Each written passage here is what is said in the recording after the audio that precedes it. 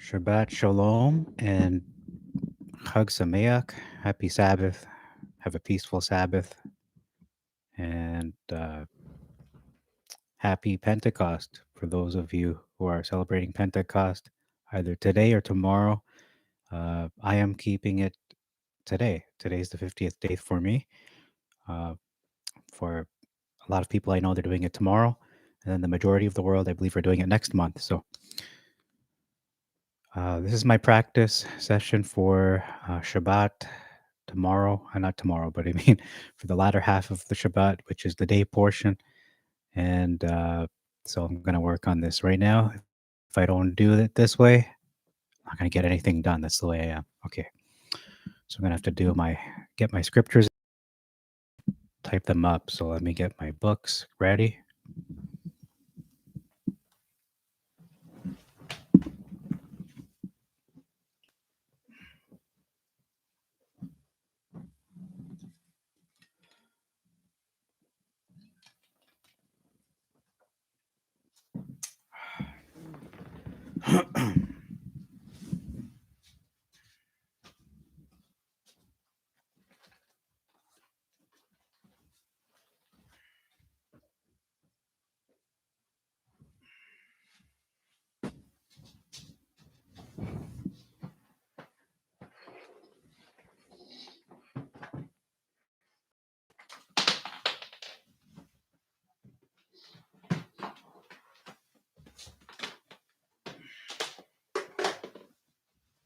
Okay.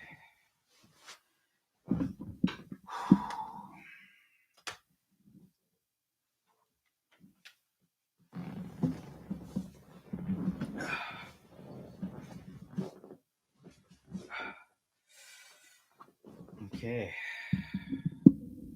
So I have a feeling that somewhere down the line, if I haven't already, I'm going to get some flack for the fashion that I wear.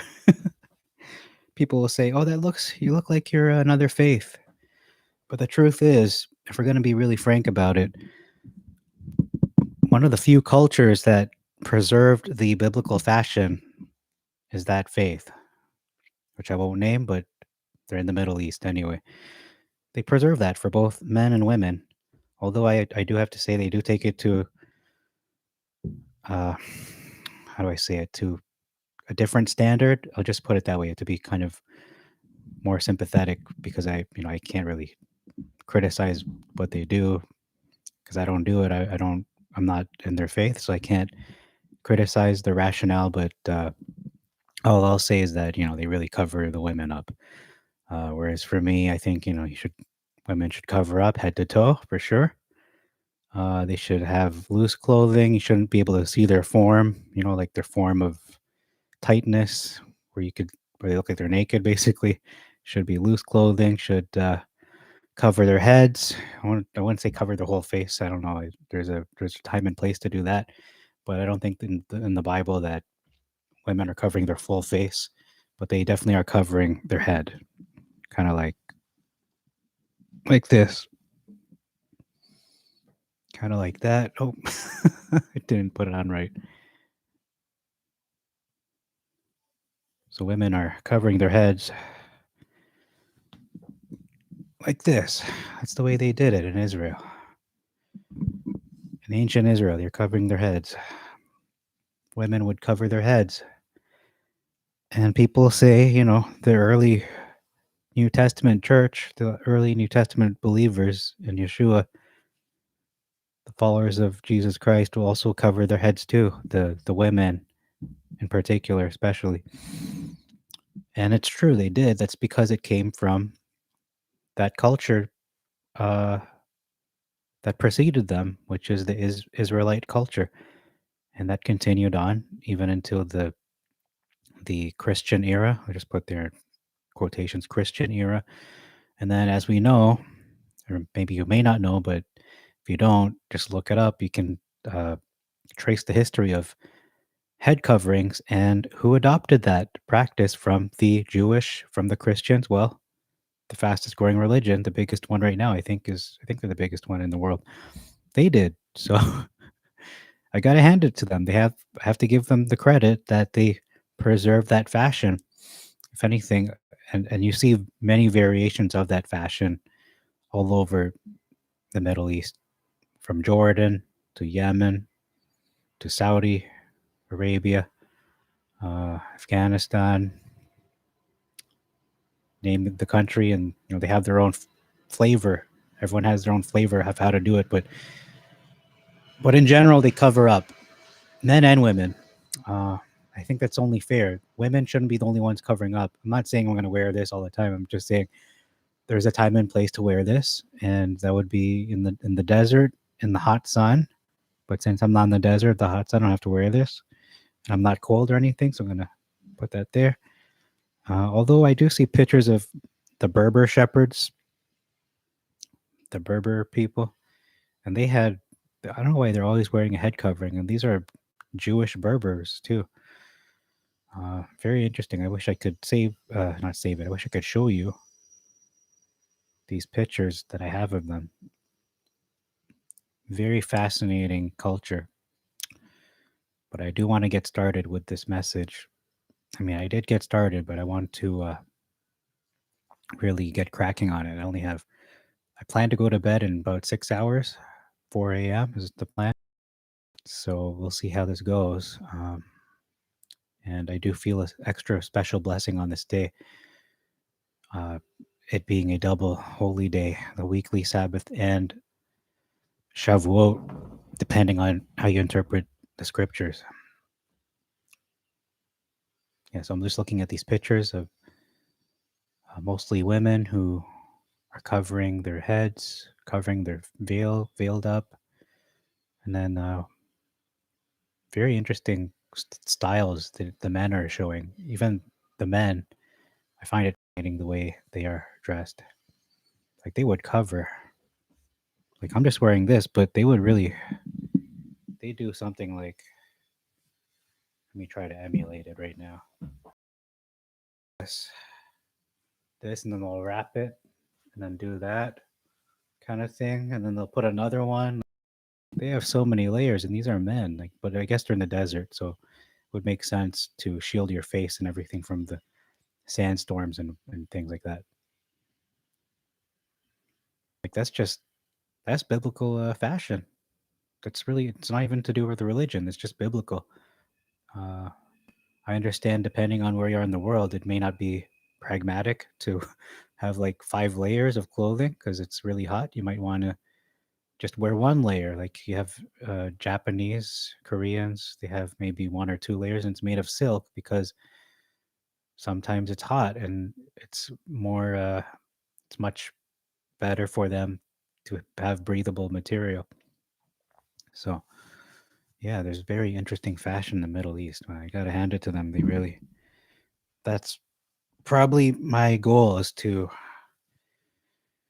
do that, dress like that, and have my own flavor to it because we're supposed to come out of the world, and unfortunately, this world has become so corrupt in every way. Everything has changed from the ancient generations that had values and had decency, modesty. They were elegant, they were respectful, not just to each other, but even to their gods, whether it's the false gods or the true God. They just had more respect in general. Respect for elders, respect for parents, and respect for their gods. Again, whether fake or real, whether idols or the invisible, the eternal, they just had more respect, a lot more respect. So, trying to open a picture, it's taking a while. I'm just going to see if it would. Looking at this fashion. I was watching a video of mine the other day, the video called The Whore, talking about how did women dress back in ancient times. And in that video, I said that I don't mind women wearing heels. Well, I've changed my mind on that. I'm kind of on the fence. Uh, I'm leaning more towards women should not be wearing heels. Uh, Not a good idea. not only for their bodies, because it's not good for their feet and their back and everything, but on another level where they're enticing men to have sinful thoughts just by wearing high heels. Yeah, there's something seductive about high heels, and to deny that would be to be a liar, and I'm not going to be a liar. They are seductive. High heels are. They're not natural, and I do believe it's from the enemy. I'm not saying it's like the most satanic thing in the world, but it's not good. It doesn't lead to a good place when women wear high heels. Usually they're associated with prostitutes. So just putting that out there. Okay, so I'm going to get to my message. Kind of off track, but yeah, I find this fashion of the Middle East very fascinating. Okay, so they would put on their white, kind of like a white cloth, and then they would put something else on top of it just to keep it down. So I don't know if I can emulate that right now on camera. I'll try that before I get started. I'll put that on, and then I'll wrap the dark one up above it, see if it works, and then I'll get started because I feel like I'm procrastinating too much. So, but at least I'm getting started. I've opened up my file here, and I know myself. If I don't open up my file, it's not getting done. So let's get this done. Let me just use this as a mirror and see what it appears like. Okay. So, right.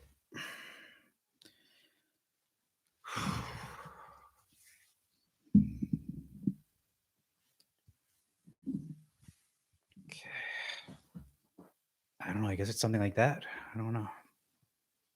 Something like that. I feel like an old lady in the Fiddler in the Roof or something. Let's look at the. I feel like Yentl. Okay. So they put it on like that. Sure. I'm gonna sweat like bullets today. As like a band. It's gonna be super hot, man. It's gonna be really hot. I don't know how they dress like this in the Middle East, and then they can just put they can just deal with it. I don't know if I could deal with it. It's not exactly the easiest thing to do. Something like that. Yeah, so that's the Berber people. See if I look like a Berber. Yeah, I do. I look like a Berber. Look at that. Wow. Just need a beard, and then we're done. But I am growing my beard in time, not now, but later on. I think beards are really for married men. I don't think they're for single men, but who knows? Yeah, that's how they dressed. Yeah, straight out of the Middle East right here. Okay, so who's this guy from a time warp? Okay. I need my glasses too, so I have the future with me. Future is looking bright. We just see what it looks like. Yeah, I look like one of those guys visiting, like an ambassador. Yeah, we would like to give you this gold, Mr. President. We'll pay you in gold bullions. Okay. All right, let's get on with this. Let's start. Let's start. Starting at 10:08. All right. Let's put a timer for an hour, and then we'll take a break in an hour. Didn't even start yet. I'm really thinking of taking a break. Oh,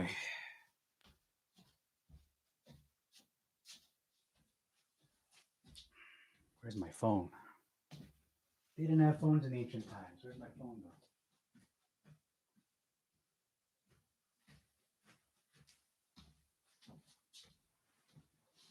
I can't find my phone. It's not a good situation. I need a timer. Okay, I just set my alarm clock. I'll set my alarm clock for 11. 11. There you go. That should do it. They would wrap it around, wouldn't they? Like that, yeah. Maybe I'll tie it to the back.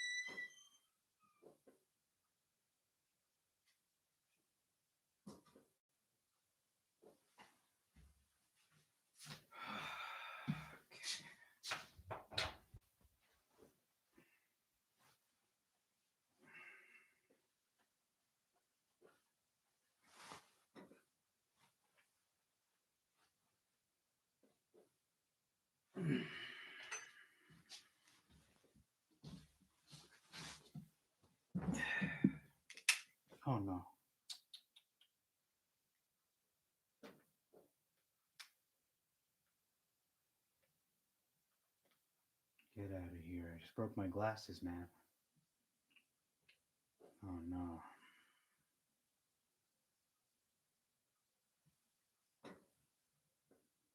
Maybe the nail fell out.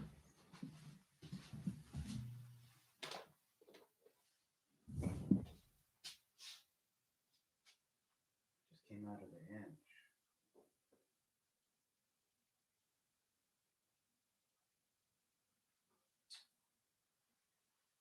Made in China, man. Made in China. I tell you. So I've been wearing these glasses since I bought them. Pretty much 90% of the time I'd be snapped. So I only have one hinge left. I have to buy a new pair. It's such a. I need to buy metal frame or just get some. I need someone to put these lenses into like metal frames because I break everything, it seems. All right, so where am I now? To. Okay, I'm not really. This isn't meant for people to watch, so whatever. You know what? Thank you for leaving. There, it's good. Leaving isn't meant for people to watch, so please don't watch. Please leave the room. Or if you want to stay, go ahead. Be my guest. It's fine. Let's see if how much I sweat in this presentation. Need some water. This just broke. Let me see how it looks now. It looks probably crooked now. Yeah, not so. Yeah, it's really. Oh well. Can you do? It's life. Made in China. Best products in the world. They break.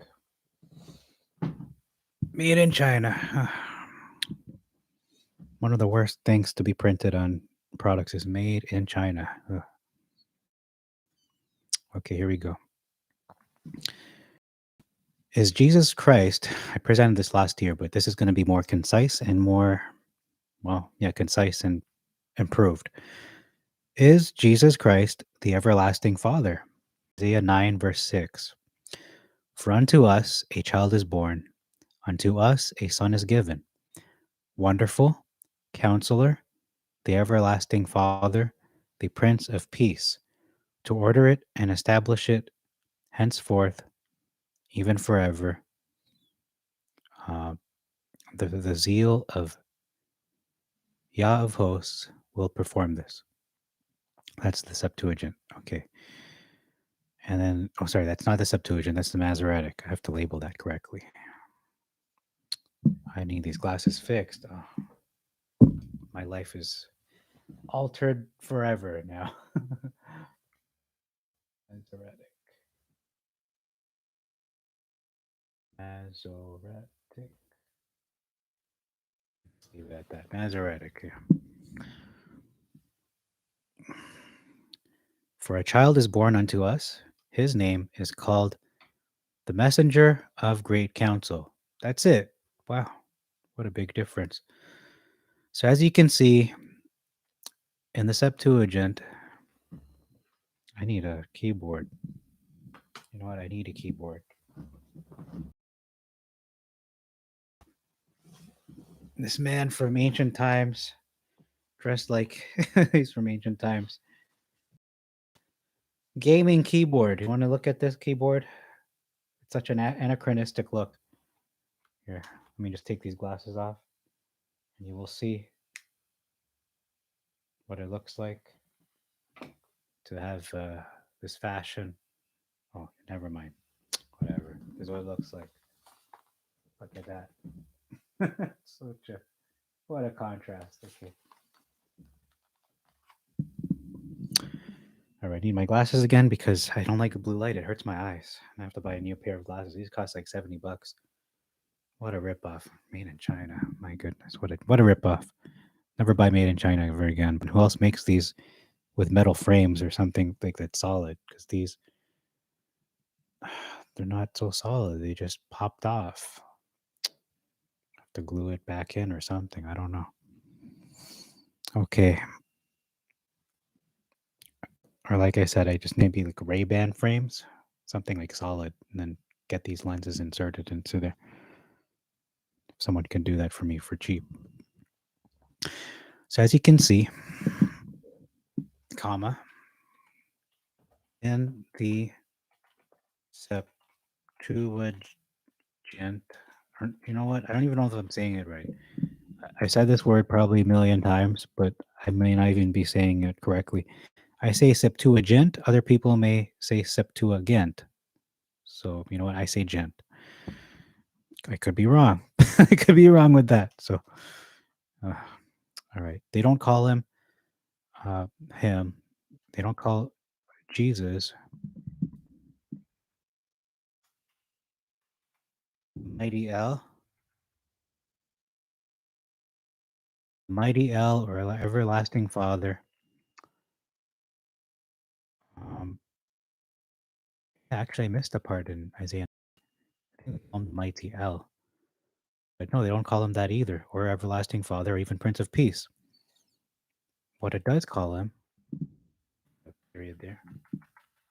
That's my intro. It's just boom. Let's get into it. Let's not waste any time. What it does, it calls him. What it does call him. Does that mean it does call him is the messenger, great counsel. The word messenger comes from the word malak, which has no the word malak, which is related, which is similar or related. Yeah, I'll say related. It's not, I'm trying to say that it is an angel.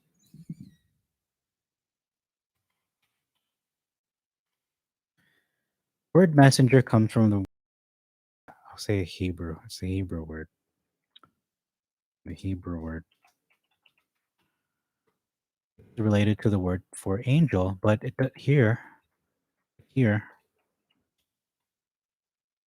in Isaiah, in this context, let's say in this context, doesn't mean angel. Does not mean angel. It means messenger. Uh, and the prophets were the prophets messengers. I mean, a messenger is a messenger. They come to bring a message. Um, the word for counsel is boule in the Greek.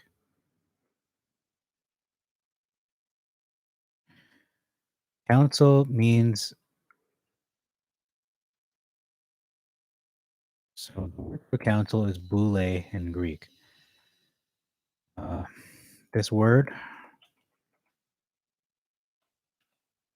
also means plan. Can also mean plan. I'll say can also mean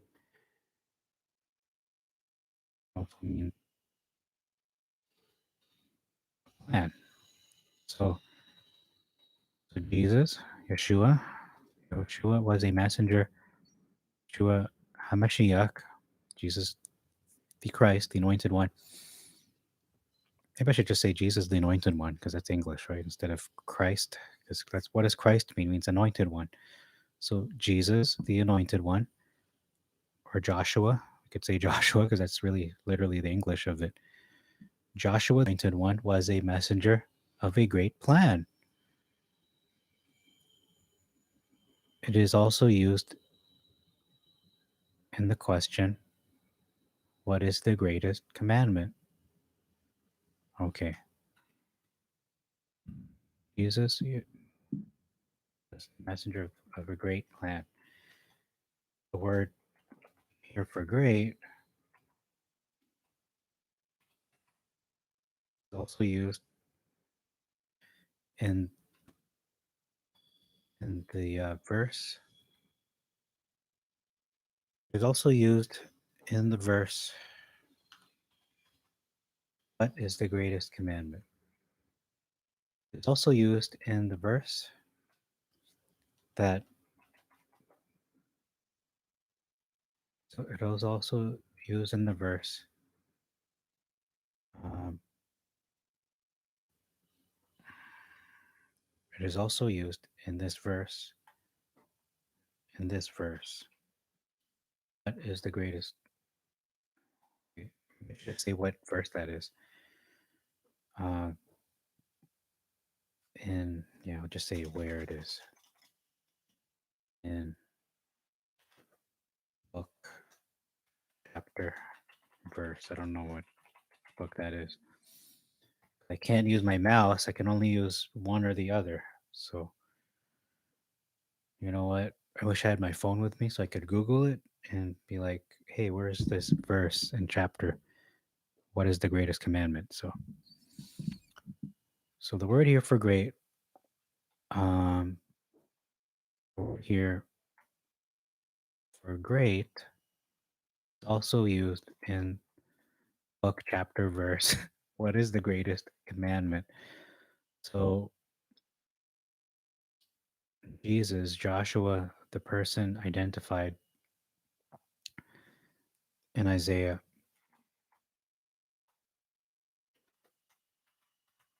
is the messenger of the greatest message, the ultimate message.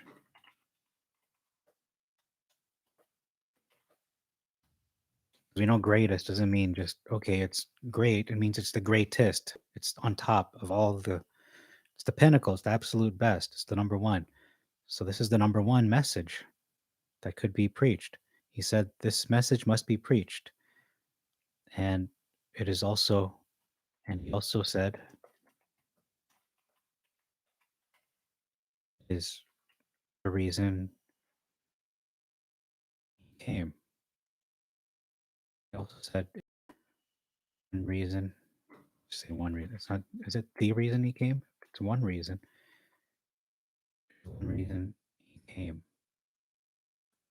One reason he was born, maybe. No, not born. It was one reason this message must be preached because this is why I came.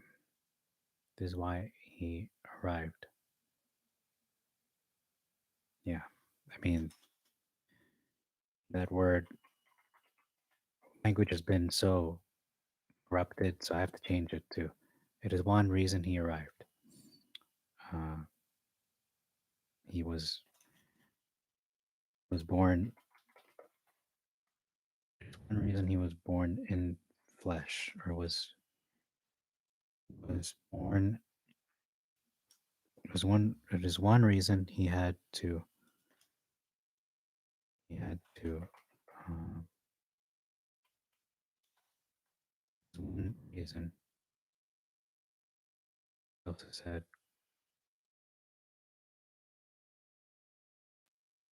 is one of the reasons for his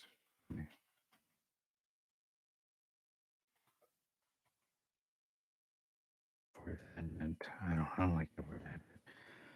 One of the reasons for his existence. I mean, his human, yeah, his human existence. There you go. What exactly is the message he came to preach? The ultimate plan, the ultimate purpose. I think you already know this, but I'm going to tell you anyway. The top plan, the most important plan of Yah. Luke 4 says at daybreak, Yeshua, Jesus, walked to a lonely spot. Jesus said to them, let's just say Joshua, it's easier to say Joshua. Joshua said to them, I must take the good news of the kingdom of God to the other town. So, for that was why I was sent. He was sent.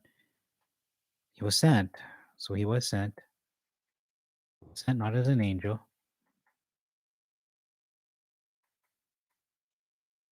but like a messenger.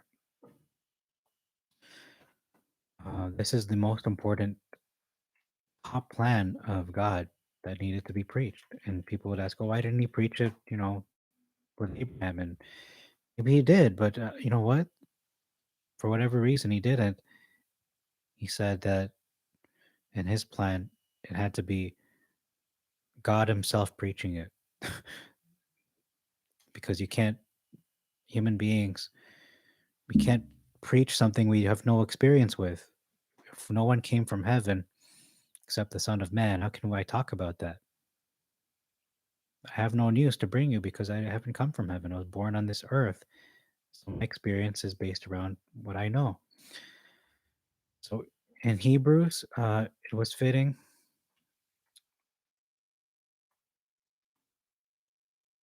Why am I talking about here?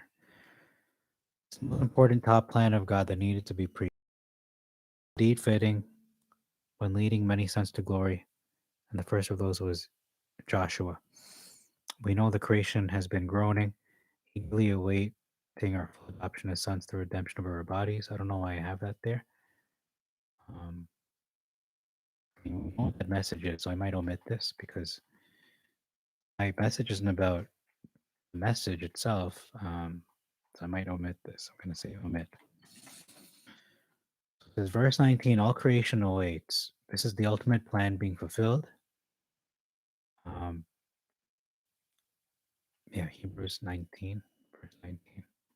So you know what? I might just read that verse. All creation awaits. This is the ultimate plan being fulfilled. For creation will be set free from enslavement to decay. That is tying into what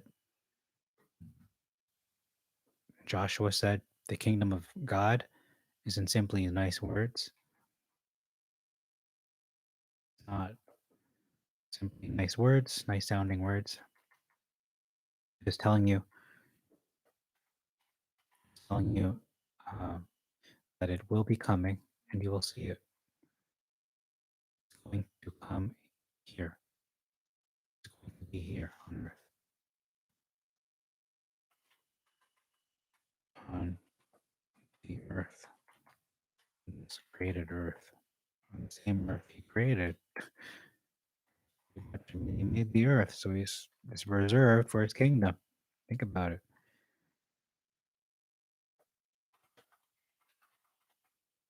You don't need me to explain or to expand on this kingdom any further, since this is part of the this is one of the basic fundamental beliefs. So we've been taught, talking to my audience for over 20 years. So I'm not gonna waste time with that. You already know this stuff, so I'm gonna get to the interesting stuff now.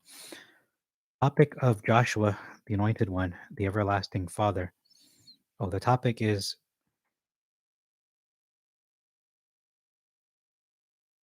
question again is,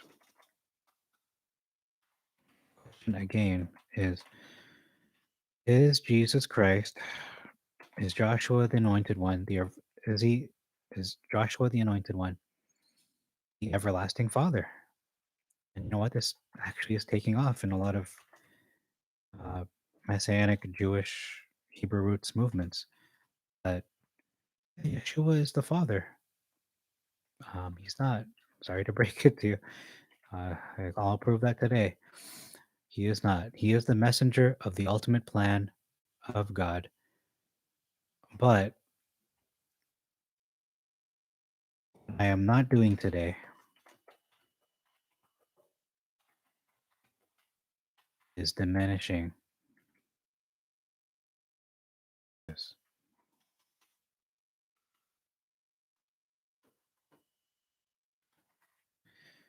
Verse 7 regarding Melchizedek. Okay, you know what? I'm going to look up this Hebrews passage because, again, this is a brainstorming session, not really a rehearsal. Like, it's kind of a rehearsal a little bit, but it's more of a writing session as well. So let's look in Hebrews, verse 19. I have no idea what chapter. So the one, the chapter that has this all creation awaits part. All creation awaits. Let's see. Hebrews has how many chapters? I'm going to start at, I'll start at chapter 1. Maybe I'll find it if I go chapter 1 to 20 or what, how many chapters Hebrews is not 20. Hebrews has probably 13 chapters. That's a good pop quiz question. How many chapters does Hebrews have? I'm going to say probably 13 chapters. Is not, I wouldn't say it's my final answer, but I'm just going to think about it. I'm going to say 12. Okay, 12 is my final answer. I think 12. Or 12 chapters in the book of Hebrews is my final answer. I don't remember Hebrews 13, but I could be wrong. It's embarrassing to be wrong. You know what? I could be wrong. Here we go. I'm on chapter 10 now. Oh, 11. Everyone knows Hebrews 11. That's a famous one. And here we go, 12. So I said there were 12. Verse 13 is going to be embarrassing. Oh, there's 13 chapters. Oh, no. Verse 19, all creation awaits. That's not there. It's not even in Hebrews. Where's this verse? Okay, well, I don't know where it is. I have to find it another time. I got my phone. Okay, so Hebrew 7 regarding Melchizedek. It says here that Joshua 17, it says here regarding Joshua. Like, which Joshua? What Joshua? Joshua? Moses Joshua? No, the other Joshua, the one, the Savior Joshua, the Messiah Joshua. It says here regarding Joshua, verse 17, Joshua there for my own benefit. It's easier to say. I don't know. Jesus is a little, I tell you, I'm going to admit it. It's not easy to say Jesus. You need to have the Z really on point. The Jesus. But, but for some people, Joshua is just easier. Joshua. It says here regarding Joshua, I mean, I've been saying Yehoshua and Yeshua and Yashua, but Joshua is just easier. Might be easier to just say Yahshua. Yahshua, yeah, Yahshua. Anyway, so it says here regarding Joshua, in verse 17, you are for all time the priest Melchizedek. Wow, gotta look that up. Hebrews 7:17. Let's keep this honest here. It says that? Wow, that's pretty big. Like, it says it that way? You are for all time? You are for all time a priest of the order. Okay. For all time, you are for all time a priest. A priest of the order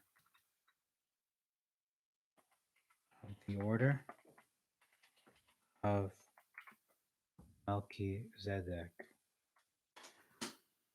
So that's important because this message is to not just say who he isn't, but to also correctly reinforce who he is based on scriptures, not based on my opinion. Just showing you in the scriptures. Most of this message is me reading. It's not going to even be me trying to come up with anything clever because that's a mistake. When I try to be clever, it's when you become a fool. So verse 17 says, you are a priest forever from the line of succession of Melchizedek. It says here 1. It's from Psalm 110:4. Wow. I didn't know that was in Psalms. So they reference Psalms. Huh. Should probably look that up in the Septuagint. Psalm 110:4. I'm going to look that up. That tickles my brain a little bit. Let's look that up.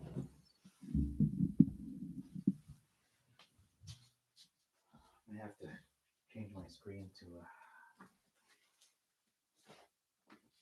I'm gonna put my screen to a nightlight mode.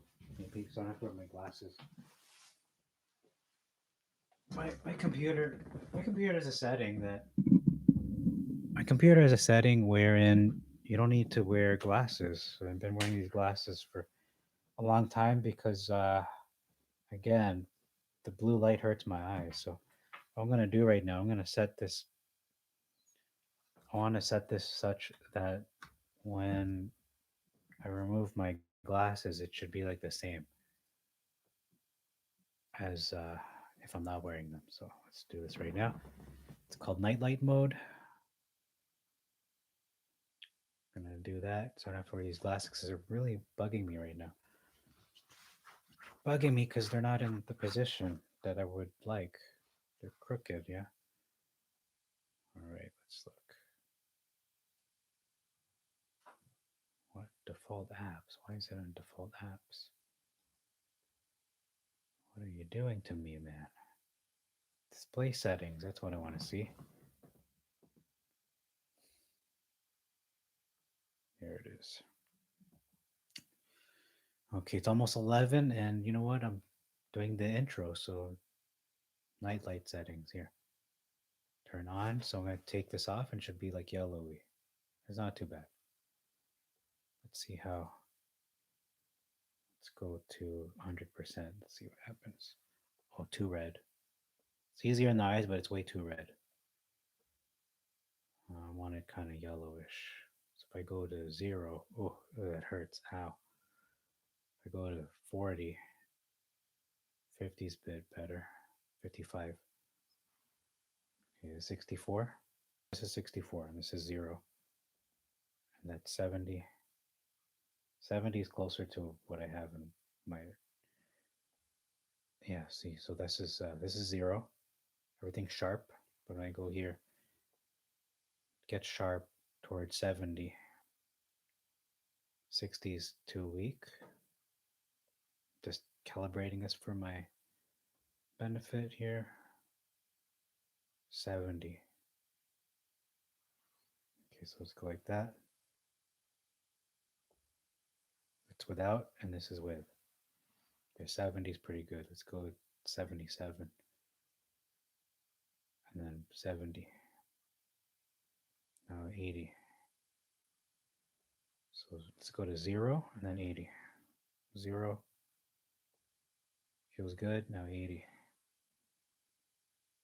Now 90. 90 is too much. So maybe 80 to 70. So this is 80. You're 70. You're 75. You're 77. I hit the right spot there. 80 is a little too much. So 70 is a little too weak, I think. 75 is pretty good. 77 seems just right to me. So let's keep it at 77. So there you go. I don't wear glasses anymore. Oh, look at that. I'm free. I've been freed of my $70 glasses from that I bought from a expensive health store. Okay, great. Let's go to what am I looking at here? Looking at there it is. Okay. We look at Psalm 110. Gotta click on this again. Here it is. There. Yeah, it feels like I'm wearing my glasses. Not gonna lie, it feels good.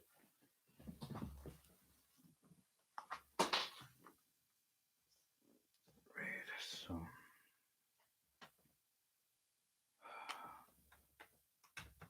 Okay. So verse 17, Psalm 110, verse 4. That's the one. Psalm 110, verse 4.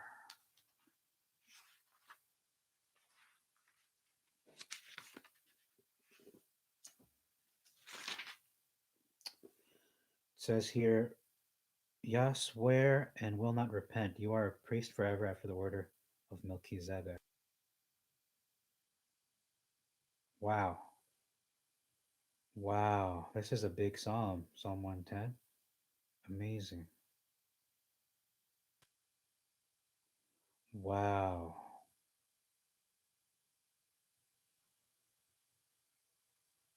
This is amazing. Psalm 110 is an amazing psalm. Man, I tell you, you know what? I should probably just read Psalm 110. So, Hebrews 7, verse 17, you are a priest for all time, a priest of the order of Melchizedek, which harkens to is a direct quote from Psalm 110. I might have to use Psalm 10 later. That begs the question, what was his name? Melchizedek was king of righteousness. It means Melech Zadok, literally king of righteousness. It means king of righteousness. Uh, Melchizedek means king of righteousness. He was also king of Salem, or Shalom, which means king of peace. Excuse me. So he isn't merely a prince of peace, he's a king of peace. It would be amiss if I did not tell you about um, the following. I did not tell you about who Joshua really is. He really is. It says here in Hebrews 1, verse 6, and God brought the firstborn, all the angels bow down before him, meaning he is not an angel. He is greater than the angels. Angels worship other being but God, but Elohim, but Yah. So who is Jesus? Who is this Joshua? He's Yah. He's part of that. He's at that level of God. Parallel scripture reference is in Deuteronomy 32:43. Let all the sons of God worship him. Let all the angels of God prevail for him. And there's still more. There's still more. Not the everlasting Father. Uh, he was the messenger of the ultimate plan of the Father.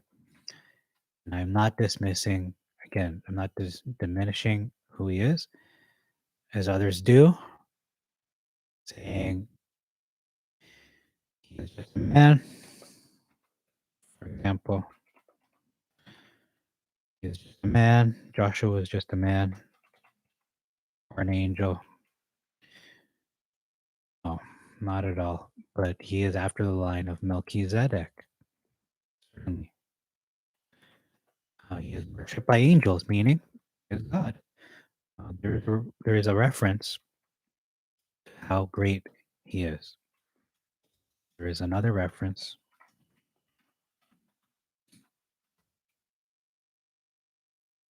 There is a verse.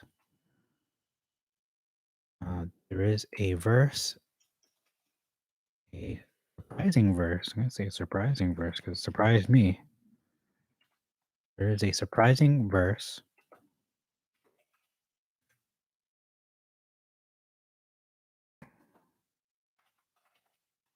how great Joshua is, saying what he is going to do.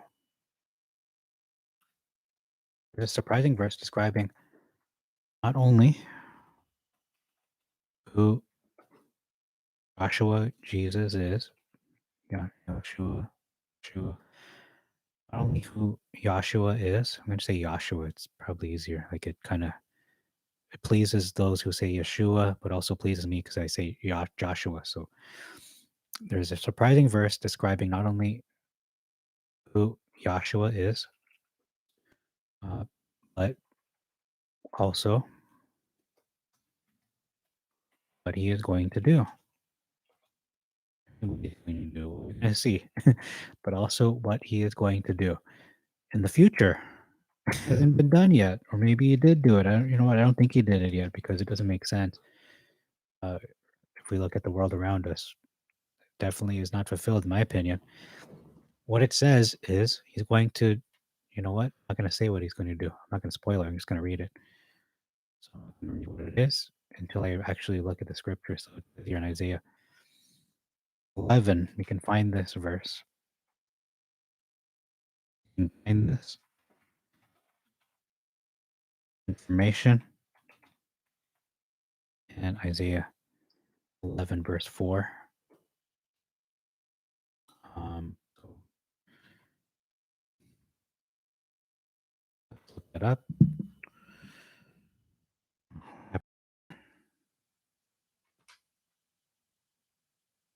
Oh, there's a paste twice. Okay. Says here, Isaiah verse 11. Um,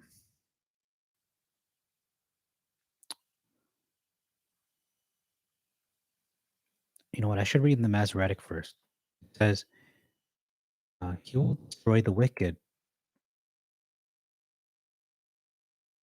He will destroy the wicked. So bad people.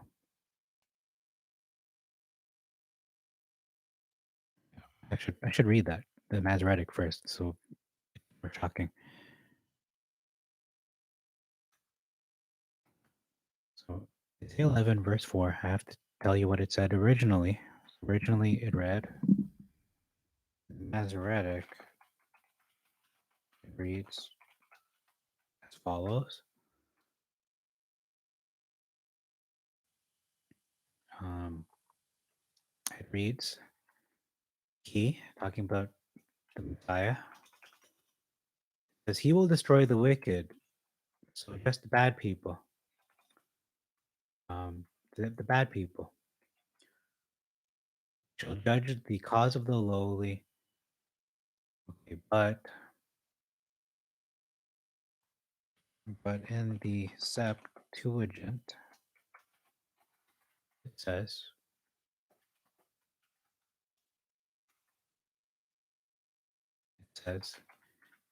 he shall judge the cause of the lowly and reprove and smite the earth with the breath of his lips.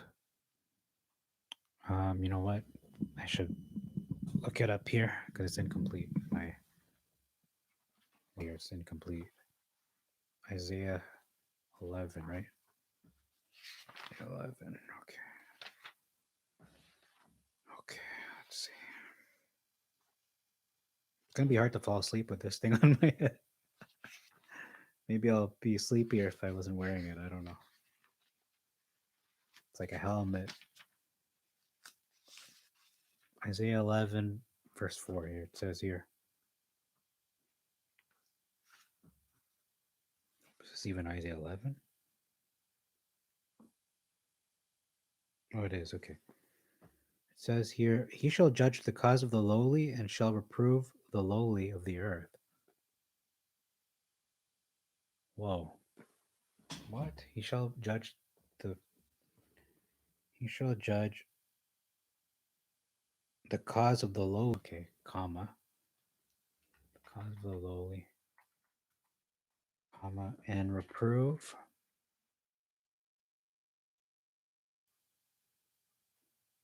No, that's not what it says here. Oh, and shall reprove the lowly of the earth.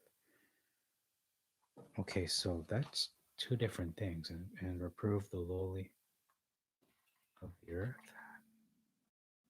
That's kind of confusing, isn't it? Lowly of the earth. So these are not the same people. Shall judge the cause. So it sounds like poor people. I'm gonna judge the cause of the lowly. Sounds like they're disenfranchised people. But he's also going to reprove. He's going to correct the lowly of the earth. So these are two different groups. One is lowly because they're actually low, they're poor or they're humble. And then he's also going to judge the lowly of the earth. So these are maybe scumbags. These are the degenerates, the immoral, the spiritually poor. I'm gonna put they're spiritually poor. So spiritually and morally poor. That's my interpretation of that. And lowly are the physically and not spiritually. You're humble and physically poor and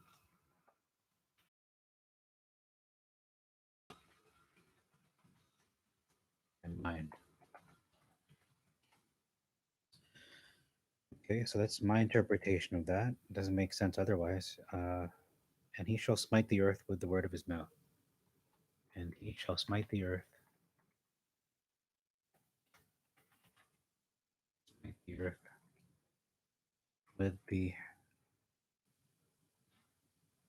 with the word of his mouth, with the word of his mouth.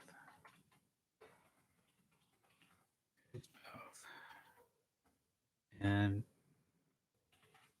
and the breath, and with the breath of his lips, and with the breath of his lips. Speaking of which, my lips are chapped. And with the breath of his lips shall he destroy.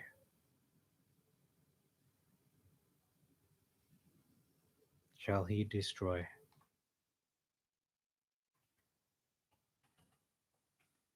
the ungodly one?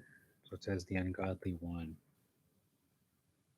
So who is the ungodly one? Is it ones or one? I mean, that's a big mistake if it's not ones and it's one. There's only one ungodly one in my mind. That's Satan. Um, yeah, it's an amazing verse. You really, really ponder that. Like you really dwell on it and meditate on that verse. That is so deep. Okay. Yes. Septuagint says he will destroy the ungodly one. So I take that to mean. I'm gonna say I interpret that to mean. So I interpret that. Interpret this to mean Jesus will destroy Satan. That's, that's not even complete yet. We know, we know that this is not complete. This is not accomplished. It's not accomplished yet. Or is it? I mean, remember he said at the end of his life, it is finished, but he meant like that mission, that part is finished. So I feel like the fulfillment of this is when he comes the second time as a conquering Messiah, where he's going to do exactly what it says with the breath of his lips, word of his mouth, he's going to destroy the ungodly one. So, and he's going to smite the earth. So it's not just Satan, it's also the earth, those who are evil on the earth. So these are two different elements. You've got the earth, the bad people who are rebellious and they've been judged as to be destroyed or whatever it is. They're going to be condemned. Um, they're going to be destroyed along with the ungodly one. Um, I recall in Revelation talks about the beast and the prophet, the false prophet, being thrown to the lake of fire. Uh, who do you think is going to go down with them into the lake of fire? Probably Satan. Just gonna take a guess there. So how else will he destroy Satan? Not by that method. No, this is not accomplished. That this is not accomplished yet. But in a way, he did defeat Satan. He did defeat Satan by defeating death. By defeating death, and he gave his life and again. Um,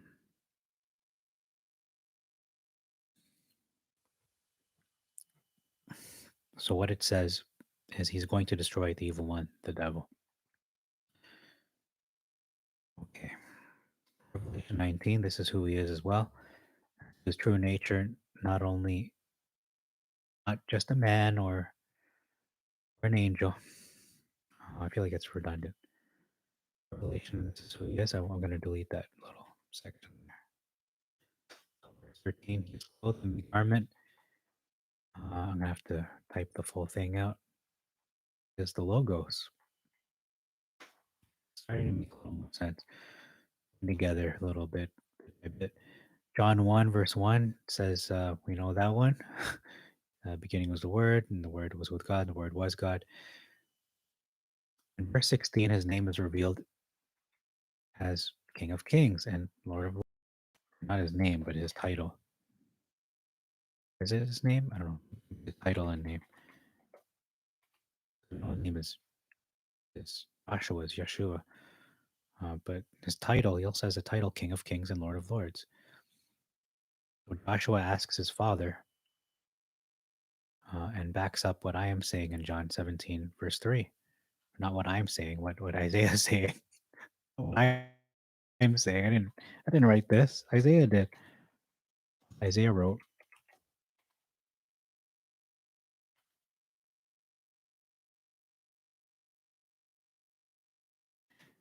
John 17, verse 3. It says, Jesus Christ, whom you have sent as your what? Your everlasting Father? No, as your messenger. That's a parallel verse to Isaiah. So with the glory I had at your side before the world began, said that why not what I'm about to do now. Dot. So it has to be complete. I'll say complete. The scriptures. The teacher grading a paper. What I'm about to do now is like part 2 of my presentation. Big chunk of my presentation is this. What I'm about to do is something very dangerous for some Christians. When you consider this, honestly, it isn't really dangerous. Only dangerous for mainstream Christianity because the early New Testament,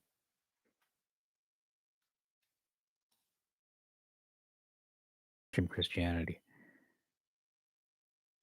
'cause the early New Testament believed what I am about to present.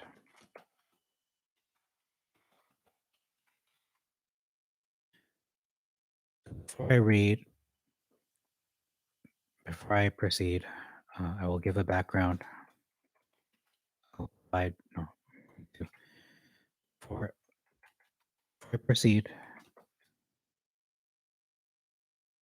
I'll give a background to you. I'll give you some background. Give you some background.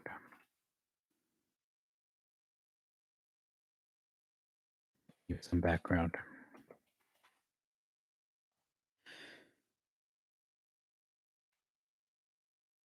The book I'm about to read from um,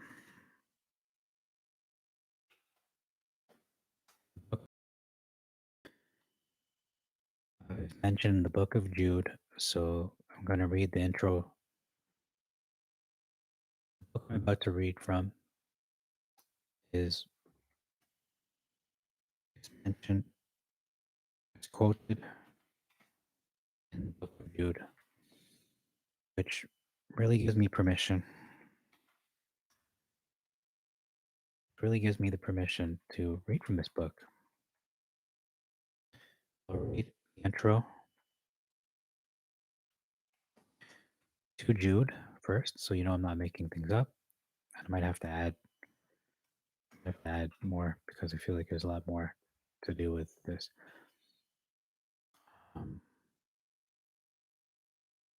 Read that.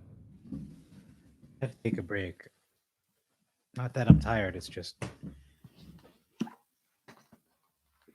the call of the wild, you know? Nature calls and all that. Here we go. I'm going to read the intro of Jude.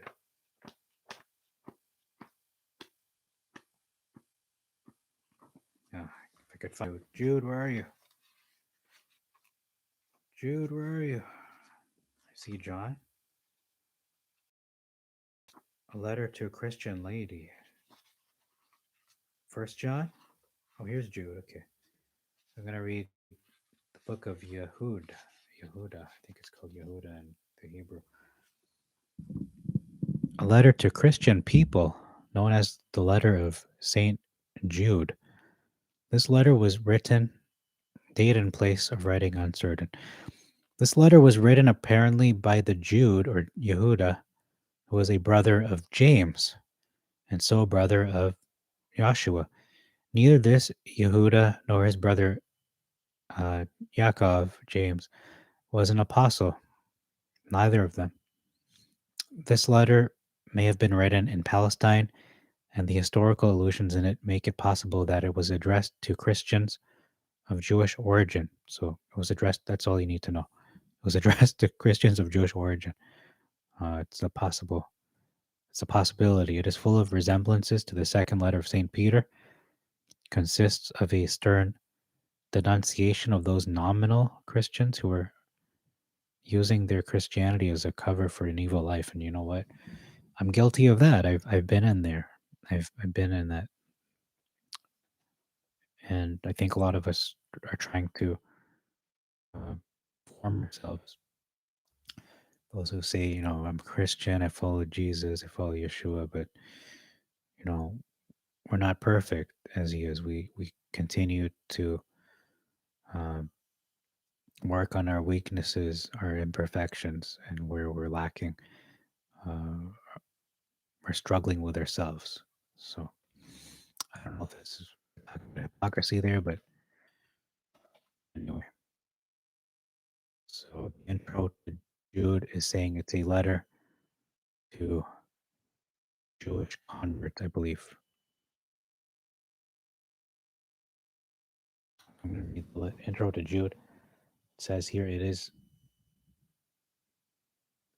possible this was addressed to Christians of Jewish origin. So how do I word this? It is possible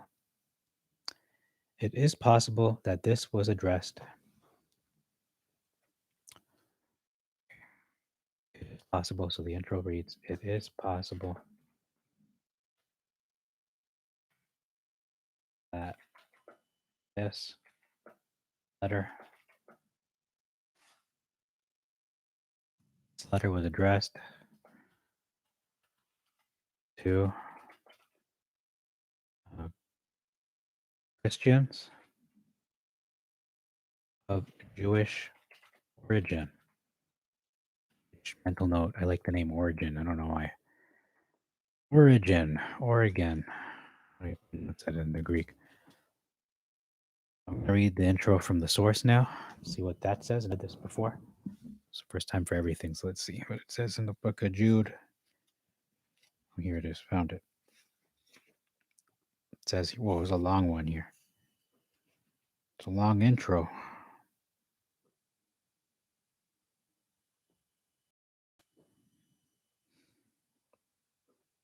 This is actually quite lengthy. Definitely going to be up till 4 now. So I'm going to read this. I just need a light because I can't see very well. And when I get done with this, I'll probably take a break. Ow.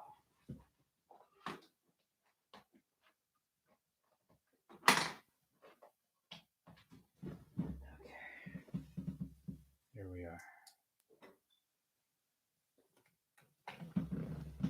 Okay, right. Actually, it's not for me. It's for the book. It's not for me. Okay. Right. It says here, if I can read somehow. How do I read this? I'll just take this off there. I feel like I'm in a library. I'm an author reading from his own book, but I'm not the author. But just feel like it.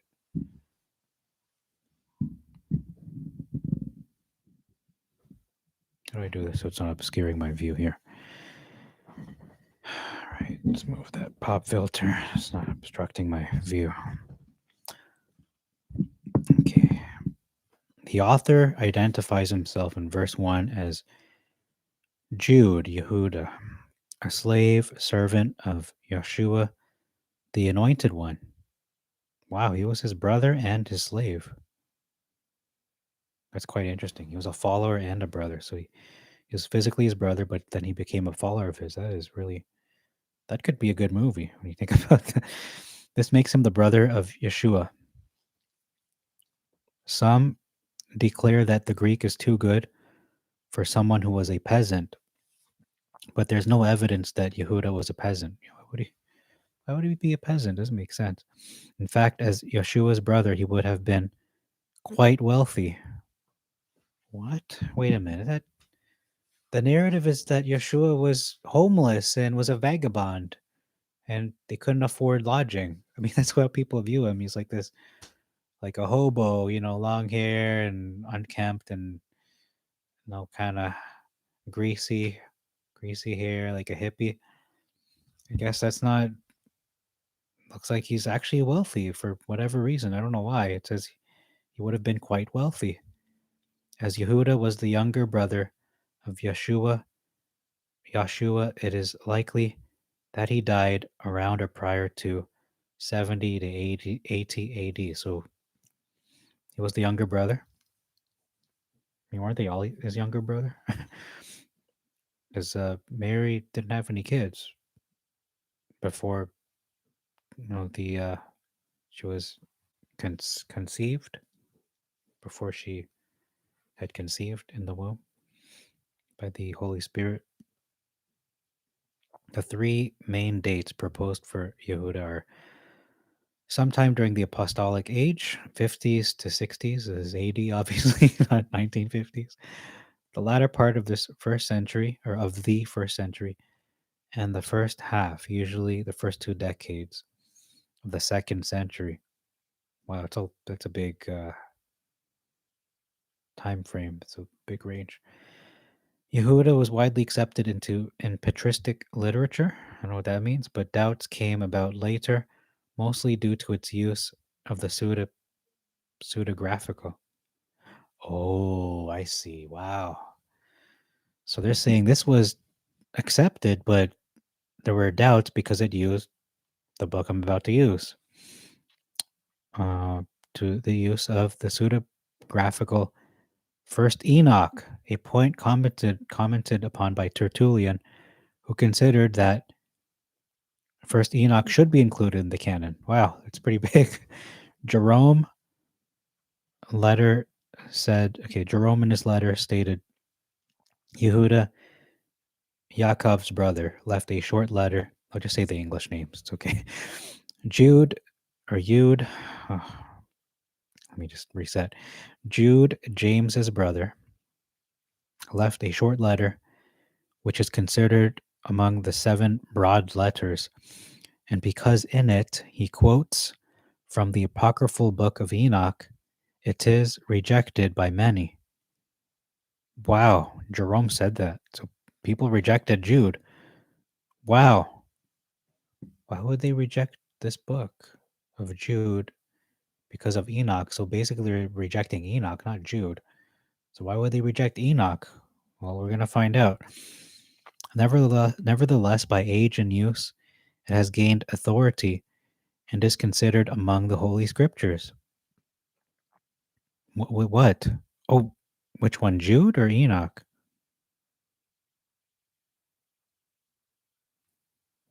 He left a short letter. By age and use, it has gained authority.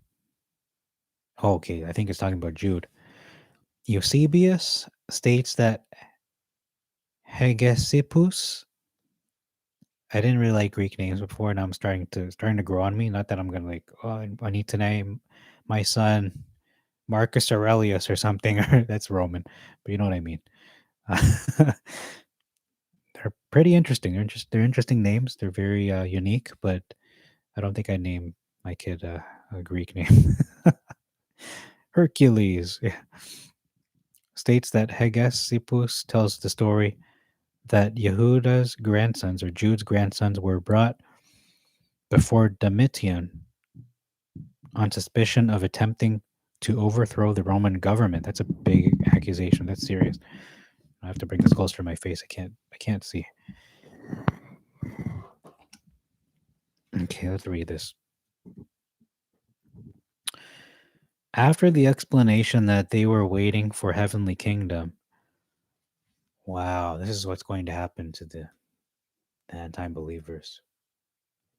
They're going to bring people before the courts and before the government saying, you are suspected of attempting to overthrow the blank government. And then we're going to explain, no, I'm not trying to overthrow the government. I'm waiting for a heavenly kingdom. So you don't, they're going to say, so you don't believe in our government. No, I do believe in your government. But your ultimate authority is not our government. No. No, it's actually that government up there. Oh man, that's gonna be a doozy. They're gonna say, oh well, if you don't bow to our government, we're gonna have to, off with your head. and that's how they're gonna. I guess we're gonna see beheadings. I don't know, or executions. After the explanation, they were waiting for a heavenly kingdom. Domitian dismissed them. Oh, good thing he dismissed them, regardless of the degree, excuse me, of fabrication or embellishment. Nope.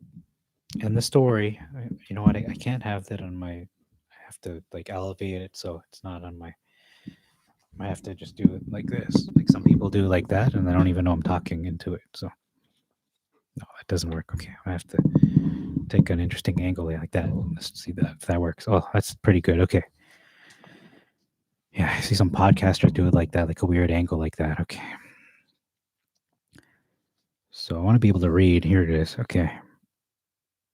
Regardless of the degree of fabrication or embellishment in the story, it is significant that Jude's grandsons, rather than Jude himself, are the heroes.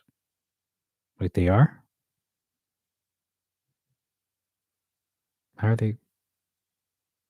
Oh, Dio Cassius. I'm going to turn on the volume. It's a little too loud in my ear. I feel like I'm listening to XM radio. It's a little too loud. Let's take it down a notch there. That'll work. Yeah, I feel like I was listening to XM radio. It was like really loud in my ears there. It sounds good. It's good quality. It's just it's a little too loud. So Dio Cassius states that Jews were persecuted in 95 AD for refusal to sacrifice to the emperor. Wow. Wow. Wow, that's all it takes, eh? Just sacrifice. No, we will not. We only sacrifice to the one God. Okay, well, that's going to cost you something. And also states that the Emperor Nerva, who succeeded Domitian, put an end. Oh, how do I fell asleep? Domitian. I feel like the night light just went off for some reason. Nightlight just went off. It's no longer there. I don't know why. So Emperor Nerva put an end to such accusations and recalled persons banished unjustly. Wow, good emperor. A further clue is that Jude was writing within a time frame which allows for his recipients to have been written by the apostles. But you, dearly beloved friends, remember that which the apostles of our Lord Joshua the Anointed One have foretold. They said to you, in the last age there will be scoffers who will follow their own sacrilegious desires. And, well, I guess this would fulfill part of that because this emperor is saying, sacrifice to me. Sacrifice to me.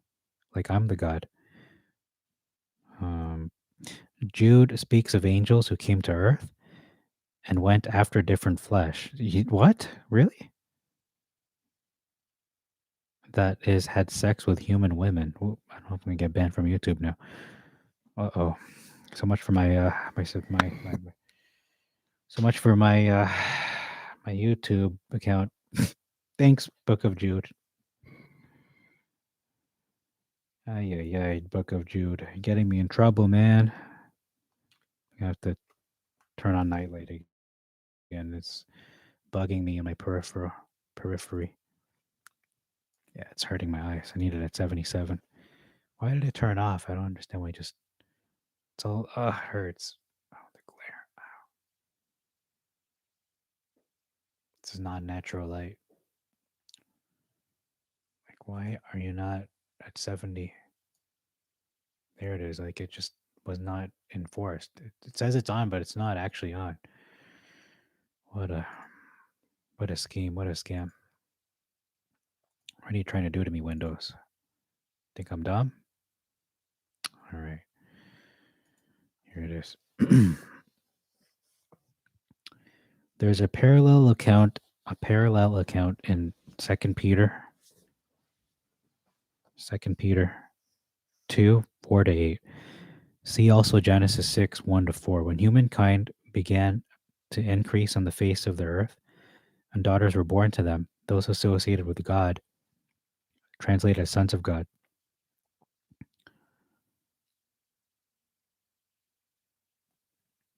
word sons, children, the noun, indicates an association with the noun and should be translated thus. This occurs only elsewhere in Job, where it is clear these are angels. Whoa, that's pretty big. I'm gonna look at 2 Peter 2:4-8. This is serious. Like,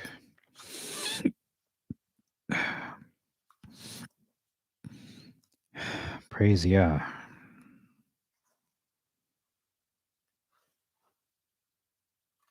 2 Peter 4:8. I'm gonna see what it says there. Okay, there's no 2 Peter 4.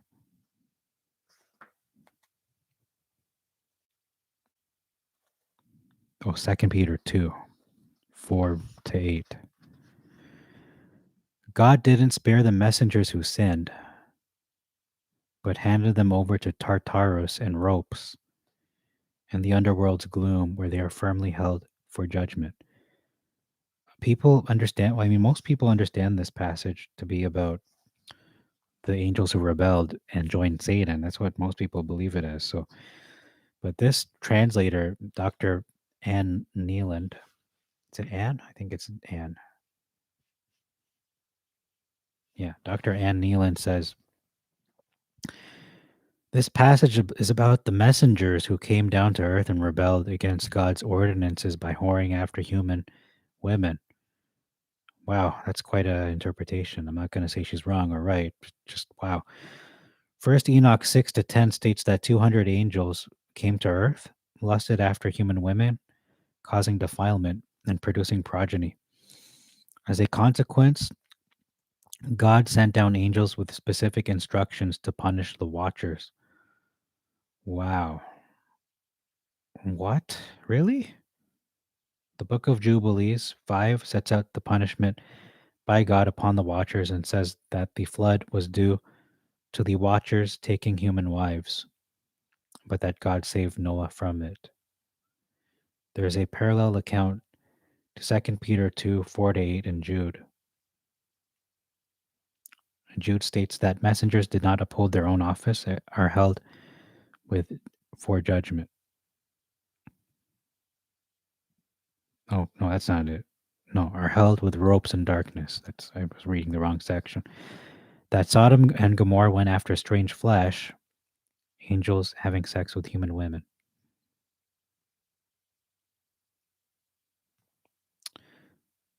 Okay.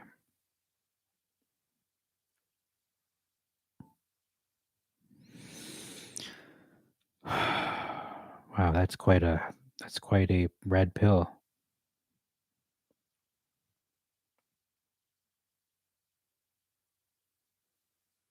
Okay, so a lot of people believe that, and I'm not saying they're wrong because I believe this too, that you have angels who, 1/3 of the angels rebelled and followed Azazel. They followed Lucifer. They followed Satan. And they were thrown down to earth, Satan and his angels. So are those same angels, speculation, but are those same angels the same ones who are the watchers? Are they the same ones? Or are those completely different angels altogether? Because that would mean you got a lot of angels who are kind of, what's the word, breaking rules, to put it little, to put in a way.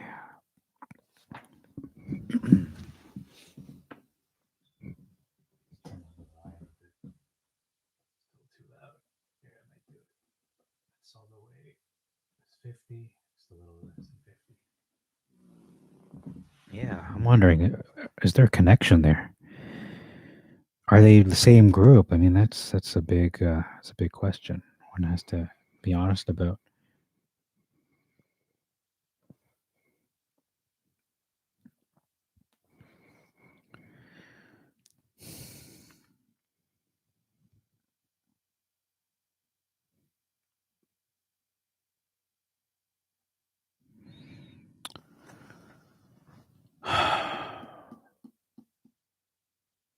Like, it isn't even my topic, but it's such an interesting topic.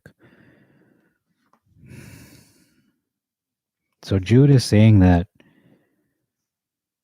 Jude and Second Peter are saying the same thing.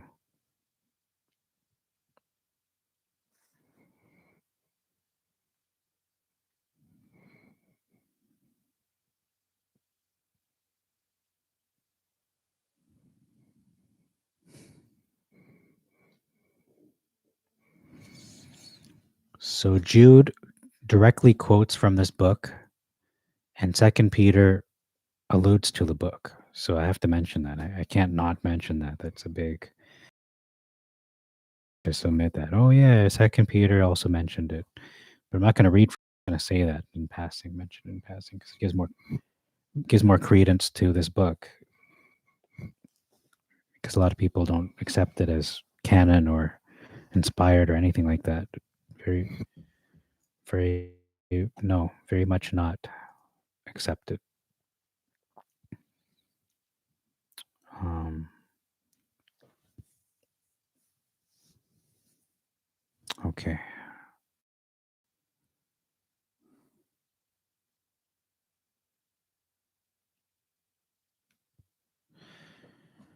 Huh.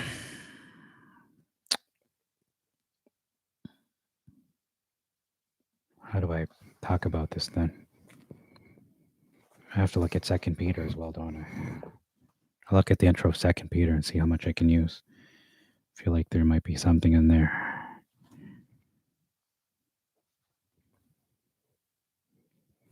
But it says here,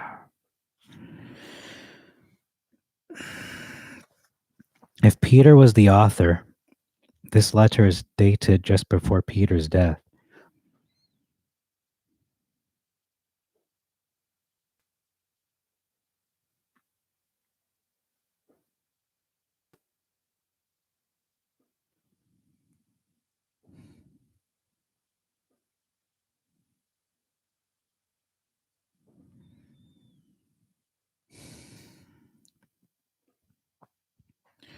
Wow, some people even doubt the authenticity of second letter of Peter. I never even considered that it was in question, but Origin says, or Oregon states that there are doubts about its authenticity, and he's one of the ancient, like, apostolic fathers. The authorship of this letter is the most disputed of all New Testament works. Wow. I mean, as far as I know, it's not controversial, except for the second chapter of Second Peter. Wow. I mean, what's the big one? Second Peter is, I mean, it's quoted, but yeah, the day with the Lord is 1,000 years. 1,000 years is one day at Second Peter. That really snuck in there. I gotta give it to Second Peter. They really snuck in when they canonized the Bible. He was like, I'm just gonna sneak in here. I'm not saying it's a bad book. I'm saying there's a lot of truth to this book, but I'm surprised it got away with a lot. Even quoting, referring to Enoch, it really slipped in there. Wow. Okay, so what did I read? So it was addressed to Christians of Jewish origin, and I'm going to mention that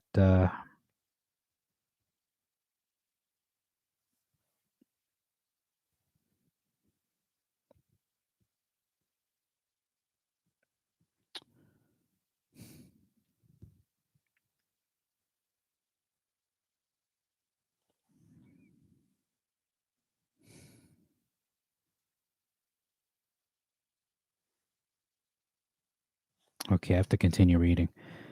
Jude speaks of angels who came to earth and went after different flesh, blah, blah, blah, women. When humankind began to increase on the face of the earth, those associated with God saw that the human women were beautiful. You're not wrong there. I mean, that's like every man's weakness. So they took wives for themselves from any they chose. I mean, can you blame the angels? Like they have good taste too, but was their downfall. I mean, it's a lot of people's downfalls, even King Solomon the Wise. The Nephilim were on the earth in those times, and also afterwards, when those associated with God were having sexual relations with the human women who gave birth to their children. They were the mighty heroes of ancient times, the famous ones. Oh, wow. It reads so much different when you read it that way. People say these were the mighty men, the titans, or whatever. You're thinking, oh, mighty men, okay, mighty mouse. Like, who are these people? Some people, they speculate that the titans were some of the offspring of these unions. Hercules, a lot of these mythological characters that people think. I mean, even I still do. I still kind of think Hercules and Perseus and all these people we hear about or read about in Greek mythology are all just fables, like Aesop's fables, or as real as Spider-Man. You know, they're just no, they might actually be real, which is mind blowing. But how do you? Okay, like I'm gonna be real right now. Not that I wasn't real before, but more like we're talking face to face. Okay, you've read about the Nicaean lion. You've read about Medusa, like the Hydra, the three-headed dog, like all these, like those aren't real. Like those can't be real. Like I'm like 100% sure those things are not real. So how can those like Hercules be real then? If those creatures and those feats, such weird stories like Zeus and all that with his lightning bolts and then like Hercules strangling snakes as a baby, like how can those be real? Like, how can it be real at all? Any facet of Greek mythology? I don't know. That's a topic for its own. That's a topic on its own, isn't it? I'm going to continue reading. The Septuagint, Philo of Alexandria, Josephus, Justin Martyr, Irenaeus, Athenagoras, Clement of Alexandria. Why are we listing names? Tertullian, Lactantius, sounds like a dairy company, Eusebius, Ambrose of Milan, Jerome, Sulpicius Severus, and Augustine of Hippo. Wow. Okay, that's why they're listing them. So we have 1, 2, 3, 4, 5, 6, 7, 8, 9, 10, 11, 12, 13 witnesses. All these people mentioned identified the sons of God of Genesis 6, 1 to 4 with the angels who came to earth and had sex with human women.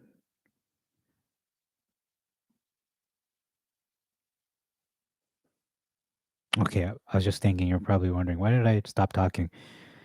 It's because I was thinking, okay, like I'm a man. Obviously, I'm a man. Well, maybe not obviously, but I'm a man. There are women. And if an angel comes down, this is a this is a male angel, I guess. An angel that takes the form of a man having sex with a woman. The woman gets impregnated with this angelic sperm, I guess, because they become flesh and blood. I don't even know how does that even work? Okay, you know what? Yeshua became flesh. But that was because the Holy Spirit like did it like through a miracle. But how can an angel become flesh? Like what is the that's not I mean, how does it even happen? How does an angel become okay, you know what? The answer to that is Sodom and Gomorrah, right? Where the two angels appeared as young men. That's the answer. They just did. It just happened. Like it wasn't magic. It just happened. So I'm thinking, okay, how did that happen? I feel like there's a podcast right now.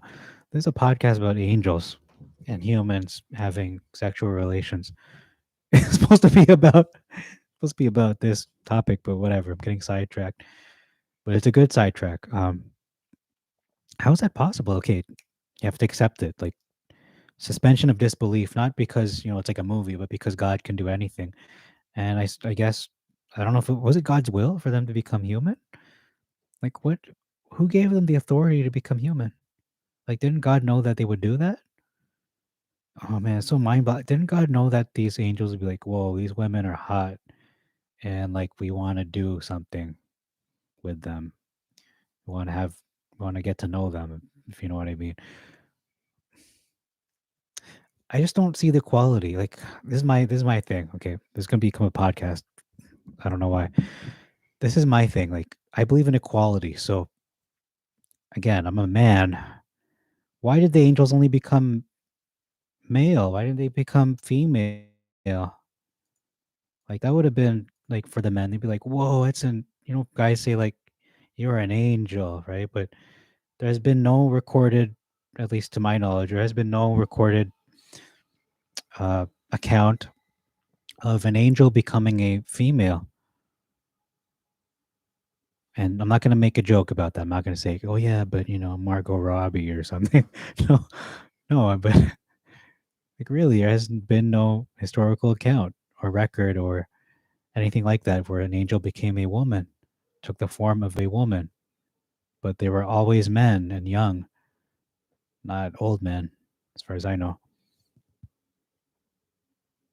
The closest thing I could think of to not being a young man is, well, the enemy. Satan took the form of a serpent, either an actual snake or a serpent, which isn't actually a snake. It is a, um, what's the word? Shining one, because the word for that is close to snake. The shining one is close to snake in Hebrew, I think. So he appeared like an angel, and he is technically an angel, but he appeared maybe the way he actually looks with all the jewels around him, all just glory. And they're going, "Whoa, what is that? That's not a regular thing to see. That must be like a godlike being." It reminds us of, oh, alarm.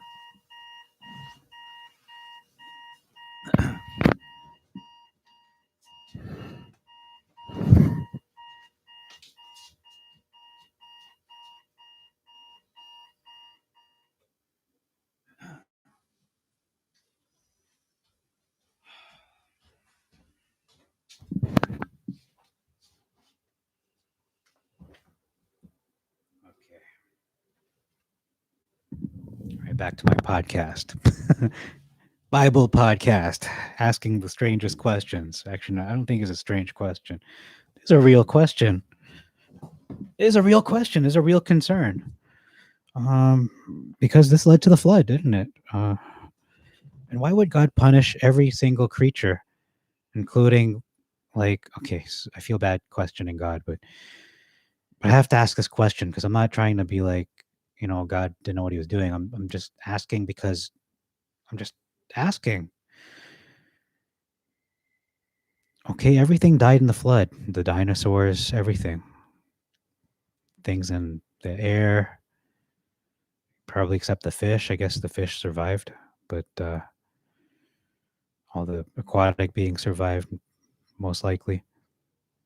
Well, a lot of them did, and some died because we see fossil records of fish and things and mountains, and you go, how did that appear in a mountain? I guess it got thrashed. It was violently, you know, tossed like a tsunami or something. But everything died because of. Is it because of just? No, it's. I already know the answer, but I'm just asking, kind of like rhetorically. So everything died because of the angels? No, it was evil upon evil. So you had that happening, the Nephilim and the Watchers and all that.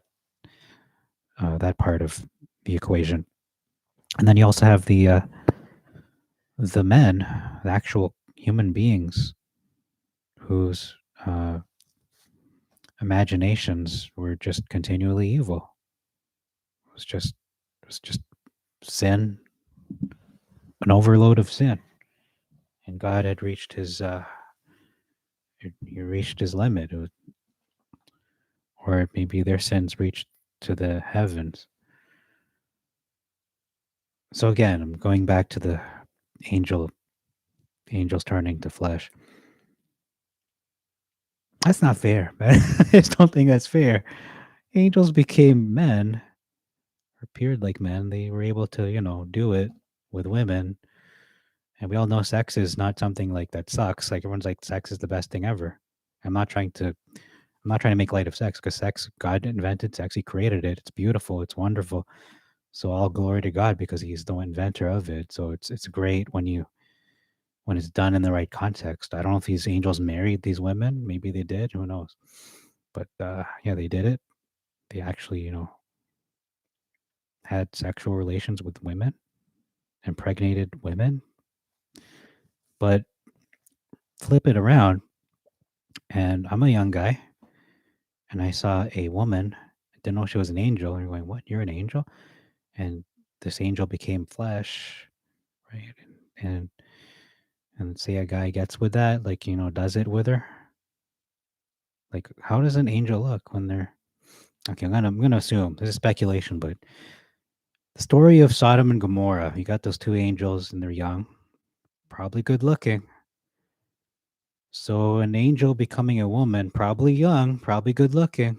So I'm just gonna throw it out there. Let's just say this angel that turns into a woman looks like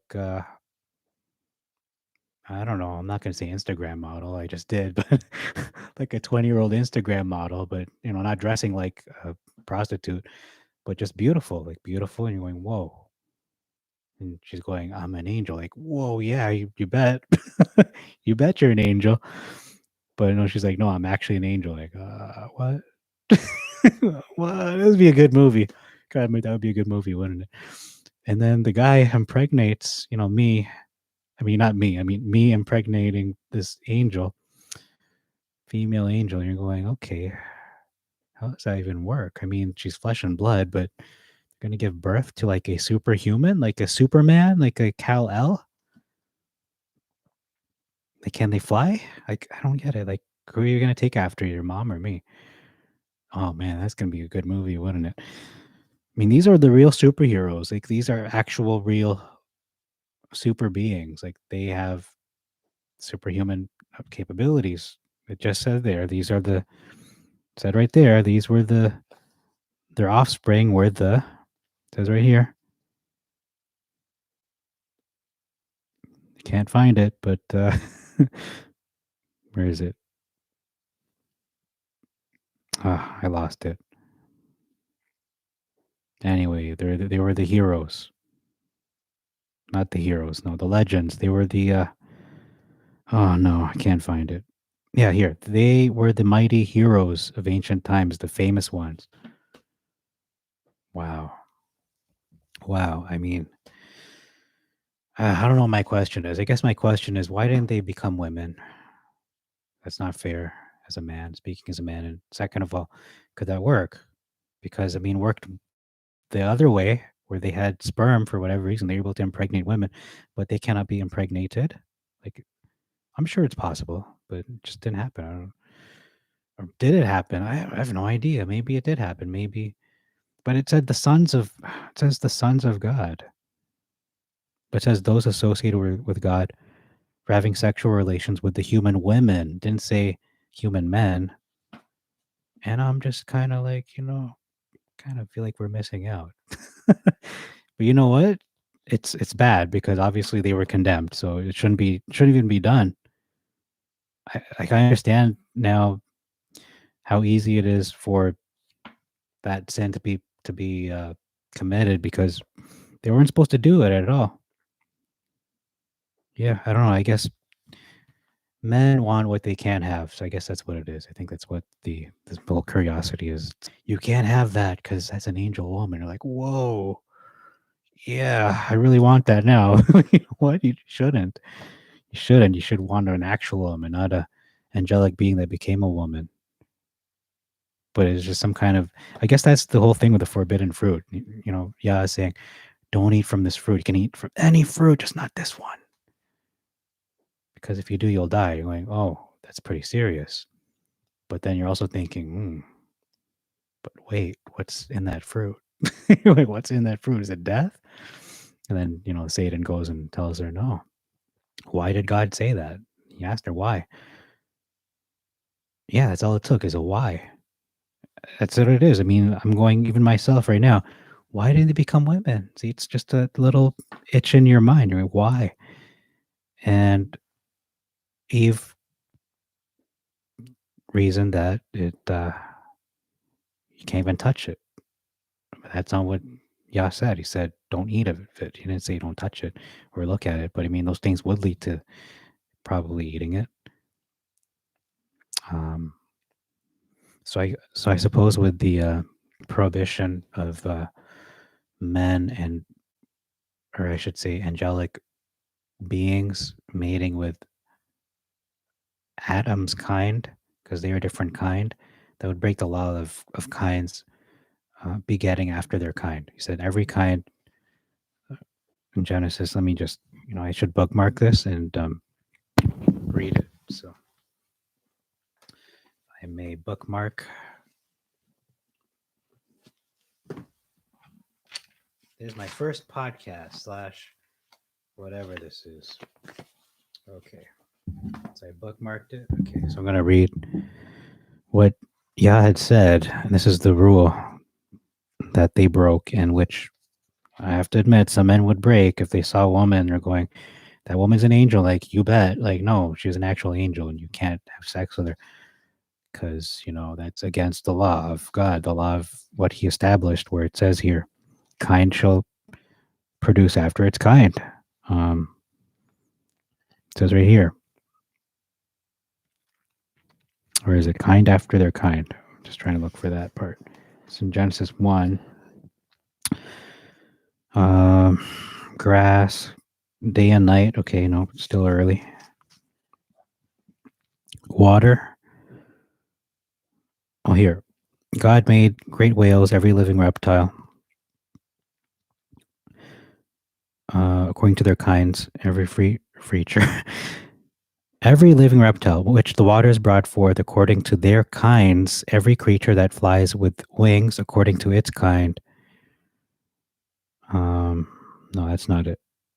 Yeah, this is it here. Verse 25. And God, Elohim, made the wild beasts of the earth according to their kind, and cattle according to their kind, and all the reptiles of the earth according to their kind. And God saw that they were good. And God said, let us make man according to our image and likeness, and let them have dominion over the fish of the sea.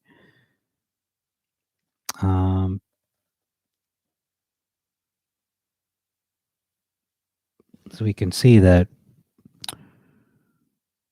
kind after their kind, plants, animals, and human beings. And some people speculate to say when God said, let us, he's not just talking to the Logos, but also the angels. So I've read descriptions of these angels, and they're not exactly like 2 eyes, 2 arms, or like really elaborate. I don't even know how to even visualize that. I'm trying to, but it's very insectoid almost in my mind, very new agey.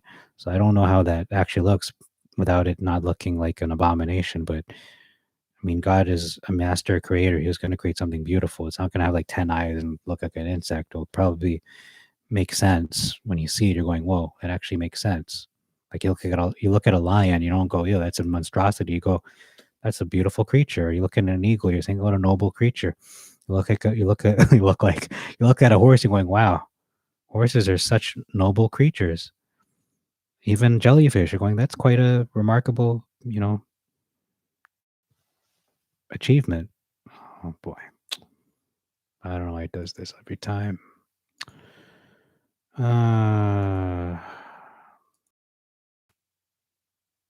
Okay, it's back. I have to turn light on every time. Yeah, so what I'm trying to say is I know I'm so off course, but you know what? I have to finish this podcasty sort of thing here. is that yeah, everything after their kind. And angels probably look amazing. You're going, whoa, that is quite a creature. And fearsome. People are afraid of sharks, they're afraid of giant crocodiles, they're afraid of wolverines and honey badgers and grizzly bears and all that. Wait till see an angel. You're gonna go, whoa, let's get out of here. Everybody run for your life. Like that's how scary they are. They're not to be trifled with. And they became young men. It's such a to me that's such a remarkable thing to even ponder that these spiritual beings became flesh and blood creatures like us. I mean, Yeshua did it, yeah, and multiple times, not just being a baby, but he, you know, appeared possibly as Melchizedek. That's what it seems like. He's after the order of Melchizedek, and he's the Messiah. So it seems to be him as well. Appeared to Abraham, so that seems to be Yeshua as well, since no one has seen the Father or heard his voice except the Son of Man. But you're not supposed to. Oh man, it's such a conundrum. Okay, you're not supposed to mix kind with kind. Angels are not mankind. Obviously, they're angel kind. Man is God kind. Because I was just thinking, did God break his own rule because he impregnated Mary? But he didn't, because we are the ones created after his image. So God can impregnate mankind because we're actually God kind. We're the flesh and blood version of what God is. He's made of not flesh and blood, but we are flesh and blood, so he can do that. And he's not breaking any of his rules because we are after his kind. Angels are not after his kind. They're created after their specific, unique kind. But they're able to manifest as human beings. I don't know why they're granted that ability. Well, I guess because if they're not appearing like friendly, they're gonna lose our minds and panic.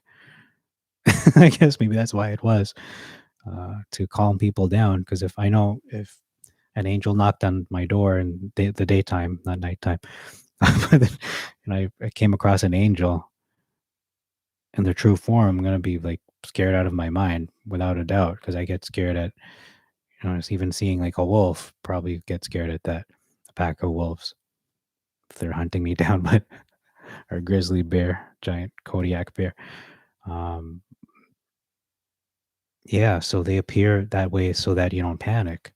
But then there's still the temptation for the angel to break the rules of genetics, God's genetics, where you're not supposed to mix kind with kind. So you're not supposed to mix a monkey with a spider. Or it's kind of a bad example because we have monkey spiders, but you know what I mean? You're not supposed to mix a turtle with a horse. You don't get a hurdle. You know what I mean? You don't have a turtle that has like a horse head. Oh, that would be disgusting. It doesn't make any sense. Or you don't have a horse with a turtle's head, or a horse with a turtle's body, like the feet. Yeah, there's no such thing like that. It's abomination. The closest thing I could think of is a duck-billed platypus, which is like, what is that thing? But it seems like that's God's sense of humor. It's like, I'm going to make this creature and no one will know what it is. And they're going to not know if it's a bird or mammal or what. And, or a reptile or a beaver. I don't know. And people are going to come up with this funny theory, this foolish theory of evolution where this creature becomes that creature and eventually becomes a human being. But this creature is going to mystify them and put them to ridiculousness and make them look like idiots, and mission accomplished, because we still don't know what that is to this day, and it lays eggs. No mammals lay eggs that are actual eggs. Yeah, so they broke the rule. They should have known the rule, especially being angels. They should know the rules better than us. So I don't think the people are at fault. I think it's the angels. Yeah, he didn't say you women are bad, and these were not real men. How are they supposed to know that? probably good looking too. They probably look like, the young celebrities and attractive men. Um, yeah, so I have to take back what I said. It seems like something that the media push, like, oh, wouldn't this be interesting if a female or an angel became a female human, and then they, did it with a young man that's not an, a young teenager, young adult,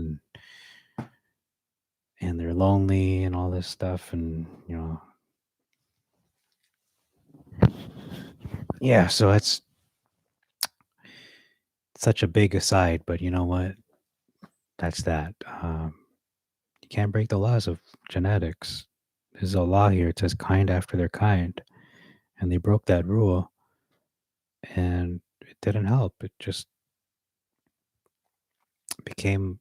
Didn't say they're an abomination, but maybe that's what they were. Maybe they became an abomination. It was something that should not have happened, even though, like, God let it happen. Like he allowed them to have. That's a thing, eh? Like, because you're thinking they did it, but shouldn't this not work? And they'll have like three heads, or they should just have an abortion or just stillbirth. But no, these women were able to give birth, and they weren't just mutants or something. Like, they were actual superhumans. It says these were the mighty men of old. Like I read earlier,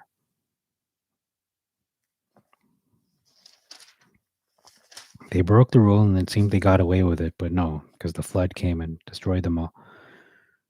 And then it seems you still have traces of them somehow. I don't know how, but you still have the Anakim. So are they the offspring of the Nephilim? Because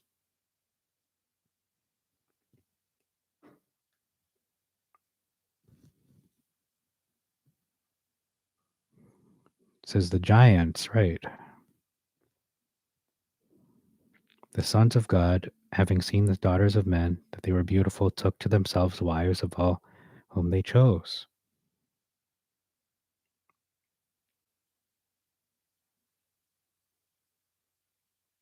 The giants were upon the earth in those days, and after that when the sons of God were wont to go into the daughters of men, they bore to them. Those were the giants of old, the men of renown, the heroes.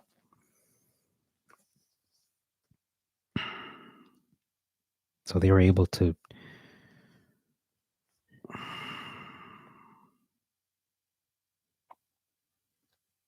So men became wicked, and I suppose these giants became wicked as well. So they were just all destroyed. Everything was destroyed. And as man goes, so does creation, I suppose.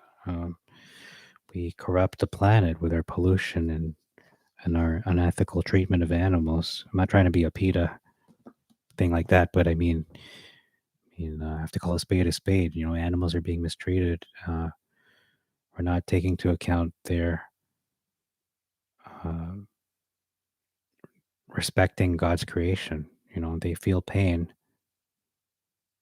and they should be treated with some dignity as well. I'm not saying more than men, obviously not, but they should be respected because it says a righteous man regards the life of his cattle, of his domestic animals, whatever you own. You're supposed to be good stewards and take care of them. You're supposed to. That's part of being a righteous person. Um,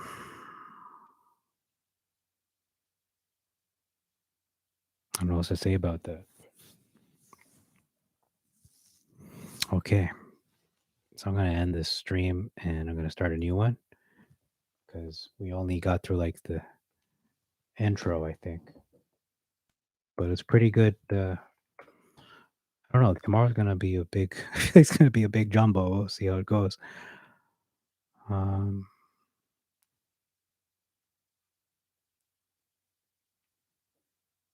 okay. I'm going to start a new stream because this became a podcast about women, angels, and men. Yeah. Let's end the stream. Start a new one. Yeah. End it. Ow.